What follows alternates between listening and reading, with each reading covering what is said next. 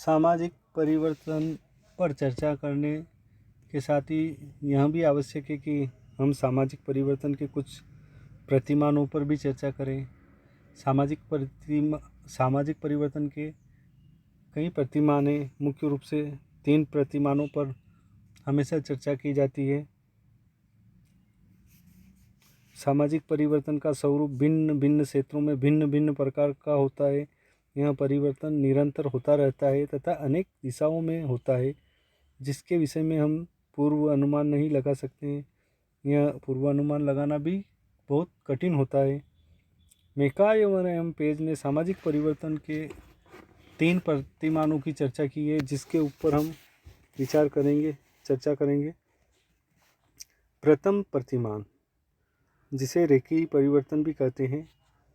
कभी कभी परिवर्तन यकायक प्रकट हो जाता है और वे आगे और भी परिवर्तनों को उत्पन्न करते रहते हैं, और ये परिवर्तन तब तक होते रहते हैं जब तक किसी नवीन परिवर्तन को जन्म नहीं दे देते।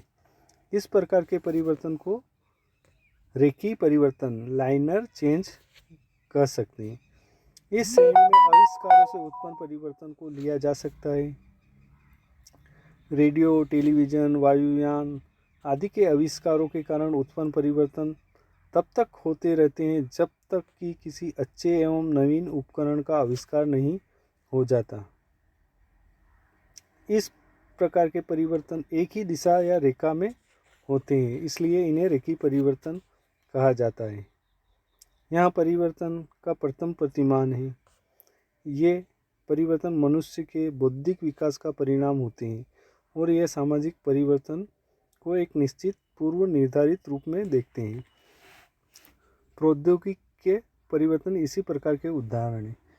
इस प्रकार मैकाइवर एवं पेज ने प्रौद्योगिक चेंज या प्रौद्योगिकी में होने वाले परिवर्तन को रेखीय परिवर्तन या सामाजिक परिवर्तन के प्रथम प्रतिमान रेखीय परिवर्तन के रूप में स्पष्ट किया है।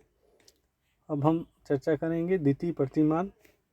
परिवर्तन का दूसरा प्रतिमान वह है जिसमें कुछ समय परिवर्तन प्रगति की ओर होता है, फिर कुछ समय पश्चात ह्रास की ओर हो जाता है। अर्थात परिवर्तन पहले ऊपर की ओर होता है, फिर नीचे की ओर होता है। इसलिए इस परिवर्तन को उतार चढ़ाव वाला परिवर्तन कहा जा सकता है। जनसंख्या संबंधी परिवर्तन एवं आर्थिक क्रियाओं के परिवर्तन इसमें सम्मिलित हो सकते हैं। राष्ट्रीय एवं अंतर्राष्ट्रीय व्यापार में उन्नति व अवनति होती रहती है। अर्थात इस प्रकार के परिवर्तन में यह निश्चित नहीं होता है कि परिवर्तन की दिशा ऊर्ध्वगामी होगी या अधोगामी। एक निश्चित दिशा नहीं होती है, जबकि प्रथम प्रतिमान में परिवर्तन एक ही रेखा या दिशा में होता है। नंबर 3, तृतीय प्रतिमान। इस परिवर्तन को चक्रीय परिवर्तन कहा जा सकता है, क्योंकि विद्वानों के अनुसार परिवर्तन का एक चक्र चलता है। उदाहरण के लिए फैशन का रूप देखें। प्राचीन समय में महिलाएं सीधा पल्ला लेकर साड़ी पहनती थी। बाद में इसे घर गृहस्थी वाली महिलाओं का प्रतीक माना गया, क्योंकि पढ़ी लिखी महिलाएं या व्यावसायिक महिलाएं उल्टा पल्ला लेकर साड़ी पहनने लगी। आधुनिक समय में सीधा पल्ला लेना अत्याधुनिक महिलाओं का प्रतीक बन गया, जहां पार्टी आदि में महिलाएं इस प्रकार की साड़ी पहनकर जाती है। कहने का तात्पर्य यह है कि जिस प्रकार का सर्दी गर्मी बरसात का एक क्रम चलता रहता है या दिन रात का चक्र चलता है, वैसे ही इस प्रकार का परिवर्तन चक्र के रूप में चलता रहता है।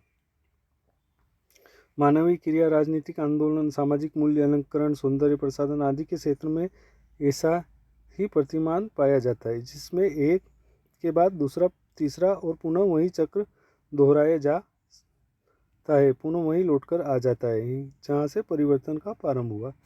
इस प्रकार हमने मैकाइवर एवं पेज द्वारा बताए गए सामाजिक परिवर्तन के 3 प्रतिमानों की चर्चा की है। धन्यवाद।